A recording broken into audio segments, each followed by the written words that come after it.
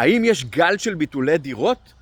את השאלה הזאת אני שומע מלא מעט אנשים בימים האחרונים, בגלל הנתון של משרד האוצר שפורסם לאחרונה והעיד על 6% ביטולי דירות במחוז הדרום, דירות שנרכשו ב-2023.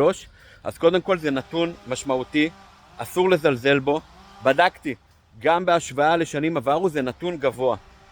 עכשיו יש מי שקושר אותו למבצעי המימון, צריך לקחת את הקביעה הזאת רגע בזהירות. זה נכון שבמחוז הדרום היה היקף גבוה של מבצעי מימון, וזה נכון שבנק ישראל הגביל את מבצעי המימון, זה לא מנותק מהמציאות, אבל אנחנו צריכים לחכות ולראות מה היו הסיבות לביטול. בכל מקרה, צריך לחכות ולראות האם זה מגמה, האם יש יותר ויותר ביטולים. הדבר העיקרי שצריך לקחת מהדבר הזה זה את המסר הבא. מבצעי מימון זה משהו שצריך לקחת באחריות ולהבין מה זה אומר.